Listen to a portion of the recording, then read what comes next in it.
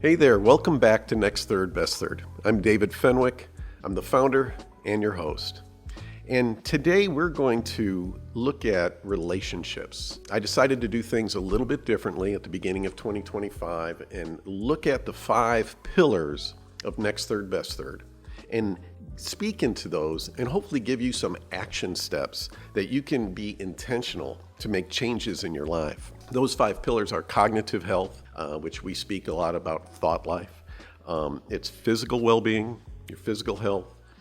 It's emotional health, relationships, and what I call spiritual issues, things that really are like things about our identity, things that fight against our identity, things that we struggle with, that are lies that we've believed for things, for our entire life, things that hold us back. But today we're going to talk about relationships. And this is so key for men, right? Relationships are so key for men because there has been such a false narrative, at least over my life, that masculinity is a man who's kind of this lone ranger, this guy who's isolated, who doesn't need anybody, right? This guy who can stand on his own, provide for himself. It's a very distorted and dangerous depiction of what a man is. In the very first book of the Bible, in Genesis, right at the very beginning, God declares something over man. He says, it's not good for man to be alone. It's not good for man to be alone. And this isn't just speaking about a spouse or a significant other. Men, all people, are created for relationship. And anything that comes against that, anything that tries to isolate us, is something we need to identify. We need to figure out why we're buying into it. And then we have to take action steps to turn the tide and to start building relationships up. The reality is men need each other. Not just men, women do too, but we need men. We need good men, and we need men in our lives that are impactful in a positive way. We need men in our lives that can make a difference. So I've always taught this, that I believe there's 3 prototypical men that all men need in their lives. And the first one is a man who you look at and you admire, right? You admire his life. You might even aspire to be like him. He motivates you. You enjoy being around him. You trust him. You've observed him and you say, man, he's got something that I need. That's a guy that I want to be around. I remember when I was a very young man, there was a man in my life. It was so powerful. His name was Milton Stark. And Milton was this guy who, he was a rancher. He worked in the oil industry in Austin, Texas, but he was a rancher and big, strong guy and had just a love of people. And he and I used to go out and go to lunch or go to breakfast at these little diners out in small towns around Austin. And it never fails. He would sit there, we'd get in there, we'd make an order, and next thing you know, he'd start walking around. I'll be right back. And I knew he wasn't going to be right back. Food would come. He'd be over there talking with one table. He'd be over there encouraging somebody else. He would introduce himself to strangers. He'd come back. My food's gone. He'd wolf down some cold food, and then we'd leave. And I kept looking at him, and I'm going, man, I want to be like Milton. Milton was such a lover of people, and he invested in people's lives. Well, that's the kind of guy I'm talking about. We all need those kind of men in our lives that we are drawn to because we feel like there's something inside of them, something that they carry that draws the best out of me. So we can call those father figures, mentors, whatever you want, label it. But we need men in our lives that we are pulling on and we're drawing to and we trust. The second prototypical man that we need in our life is brothers. These are guys that we walk with and really do life with. Now, these aren't guys that we just work with. These aren't guys that we play basketball at the rec center with. These aren't guys that we just see in our kids' functions and what have you. These are guys who are intentional. These are men who can walk with us and speak truth, speak things that are positive, men who are hope-filled, men who are honest and vulnerable, right? These are guys that sometimes they're leaning on us because they need us to reach down into the gutter and pull them up, or it could be vice versa where we're in a bad spot and they encourage us and pull us up. These are men who we value. I'm part of a group. Danny Silk has written a book, and he started a group called Dragon Slayers, and these are 12, they're groups of 12, and so I'm in a group of 12 men, and these men mean so much to me. We meet just once a month, but we interact throughout the month, right? There's texts and phone calls, and we bump into each other and grab coffee, but as a group, we get together with an intention to encourage and to inspire and to challenge. It's kind of like an iron sharpening iron, holding their feet to the ground, so to speak. We walk through fear. We help them as they build or set goals, It's really an impressive thing. And there's two criteria that Danny puts out. These are men, first off, that you want in your life for the rest of your life. Right then, that's powerful. How many guys can you say, I want him in my life for the rest of my life? And then the other criteria is these are men that you really wish the whole world would know. These are guys that you value them so much, you say, I wish others knew. I wish the whole world knew my friend, right? Just that criteria explains how different this is than other relationships. These are relationships that are intentional. These are relationships that are vital. And these are relationships that I find so many men don't have, but they long for it, right? They long for it. There's such a search for significance in all of our lives, to be seen and to be heard and to be valued. And it's in these kind of relationships that we can experience that. And there's a give and take that is so healthy. Again, I don't want to be hanging around. We all do. We all have guys in our lives that we can't help. They, either they're co-workers or what have you. I don't need to spend time or have guys in my life who are spewing just the crap of life, right? Just talking about nonsensical things. I want men who are going to inspire me, and vice versa. And then the third prototypical man that I believe we all need in our life is the one that we speak into their life, that they can look to us and say, man, I admire him. I aspire to be like him, right? We have those men in our lives that we aspire to. Then we have the men who walk with us, but we also need to be men who are being intentional about observing other men in our lives. They can be younger, they don't have to be, but men that we recognize and we say, hey, I'm going to make sure that he feels significant, right? I'm going to make sure that he feels seen, that he understands that he has value. I'm going to avail myself to him, whether he takes advantage of it or not. I've got a friend of mine who is a bit older, and he says, David, he told me one day, he says, these young guys are not coming up to me. They're not pursuing me. And I told him, I said, they're not going to. First off, they might not even know they need you, right? But if they're in a position where they're struggling and they're not confident and they're not sure, and they maybe didn't have good relationship with a father, why would they take the risk? It's up to you, I told him, to reach out to them. And he's been doing that. And it's been so cool to see. So I encourage you, look for those three men in your life. Identify those men. Now, there's another thing I want us to talk about, and that's investing in relationships. Again, it's an intentional act to invest. I've shared this in a previous episode about where your treasure is, your heart will follow. That means that whatever you invest in, wherever you're putting your attention, wherever you're putting your resources, your heart would naturally follow that. And so if you start investing and reinvesting in relationships, you'll find your heart follows that. And that's so key, because again, what we're fighting against is men who are isolated, men who are embracing a false masculinity, right? This Lone Ranger masculinity. We need each other. So these relationships, there's 4 of them that I want us to talk about. One is old relationships, right? These are the kind of relationships that we've had for a long time. We've gotten disconnected for a variety of reasons. Maybe they were childhood friendships. but we still care for them. We still have a love for them. Or maybe it's relationships from college. Maybe it's old work relationships. Maybe we moved out of state or they moved out of state. And these are the kind of relationships that we treat kind of like old photographs. They're in a box in the attic, so to speak, and we love to get them out when we can or think about them. They still mean so much to us, but yet we're disconnected.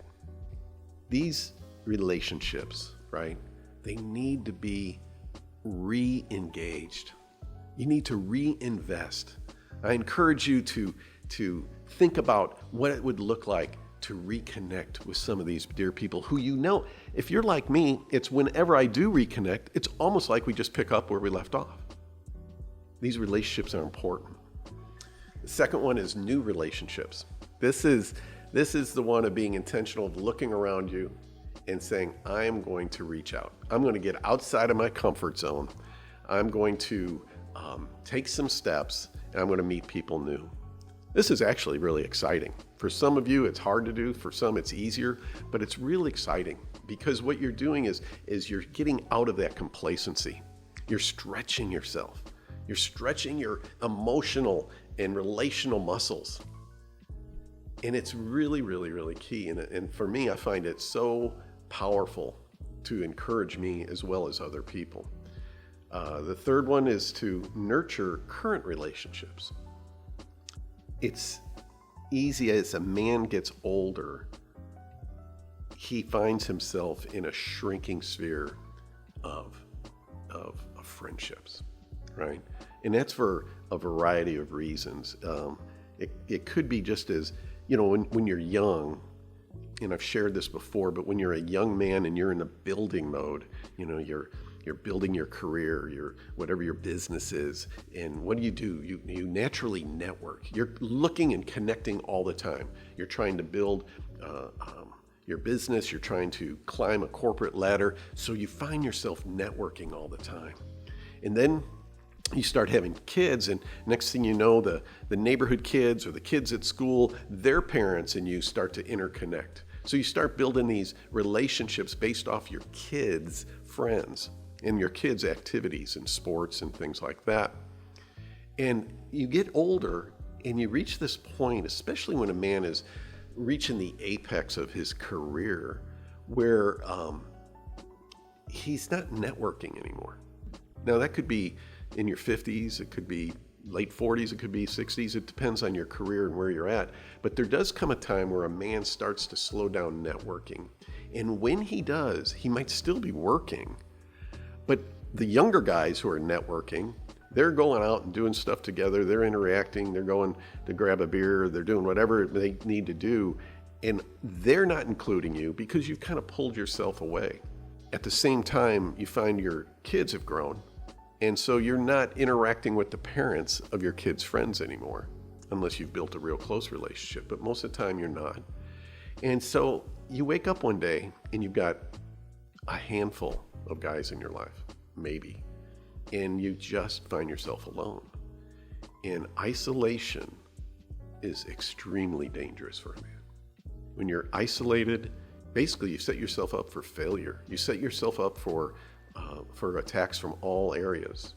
You know, in nature, what happens when a predator is coming towards a group of animals, they're coming up, they're trying to separate one, right? They're trying to find the one who's alone, and that's the one they go after, right?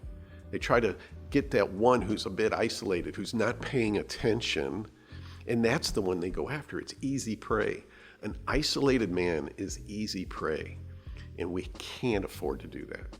If we're going to make the next third our best third, we have to be intentional about nurturing current relationships. Investing in those who are around you, who are in your life, and maybe you've just found yourself pulling back. Reinvest with them. Get these guys, go out to eat with them, go for coffee, go grab a beer, whatever it may be, but nurture that relationship. Not just with your family.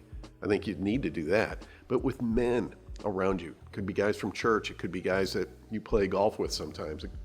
Who knows? Just guys in your life that you have a good relationship with. It's just a waning relationship. Reignite that flame. And then the fourth one is broken relationships. We all have in our lives relationships that through a variety of reasons have just been damaged, right? These are broken relationships. These are relationships where there's been a separation, a willful separation by one party or the other.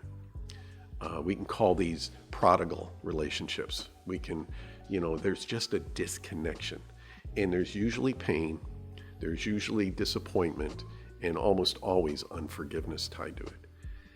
Those broken relationships, I encourage you this year to make an intentional choice to try to heal and restore those that are possible. Such value in that. Now, sometimes there's just no hope, right? Sometimes there's relationships that are just so far broken there's no hope.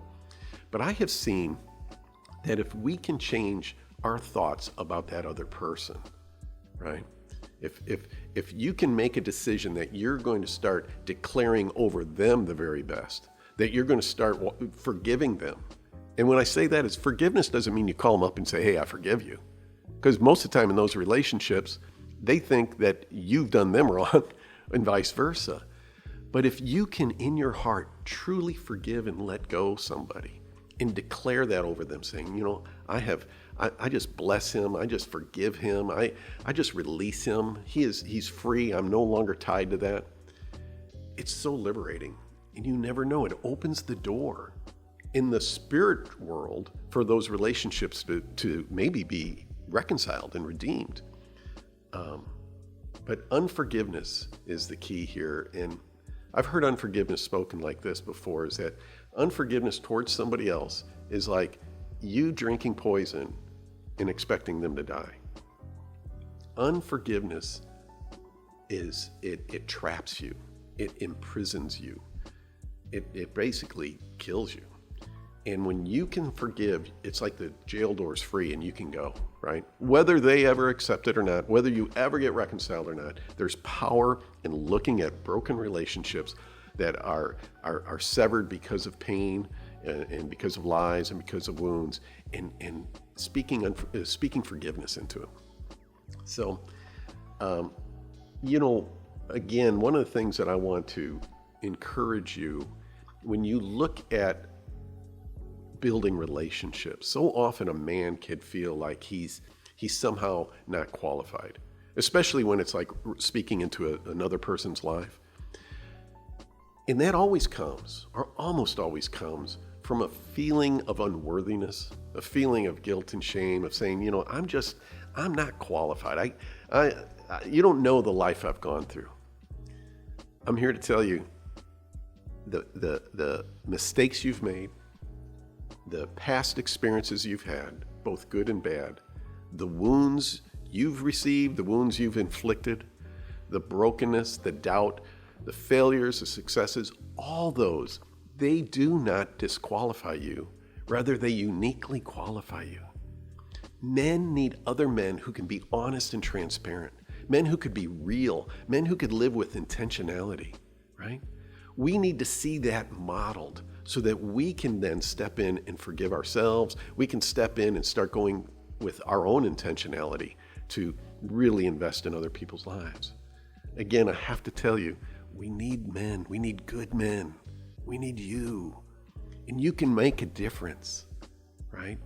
You're going to make a difference. You are going to make a difference. So here's my steps of intentionality. Over the next 30 days, I want to encourage you. Again, we're kicking off 2025, but here's something I want you to do if you can do these things. First off, over the next 30 days, if you're married, just write down things you like about your spouse. Simple as that. Just write down things you like about her. As you do that, and you do it over a 30-day period, you'll see that list grows and grows and grows. And with that list, you'll see how appreciation can overcome resentment. You can see how you can spark even inside yourself the friendship with your spouse.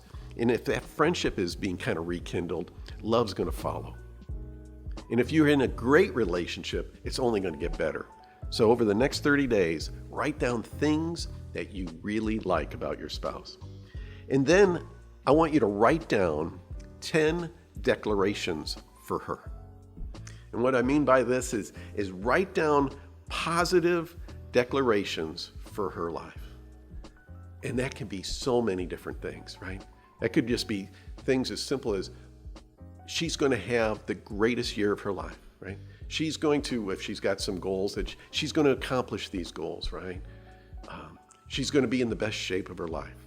She's going to make new friends. I mean, whatever she's going to be, just bless her. Just make these declarations over her. Whatever comes to mind, write them down. And I hope by the end of 30 days, you actually find the list way more than 10, but at least 10 declarations that you can be declaring over your wife over the next 30 days.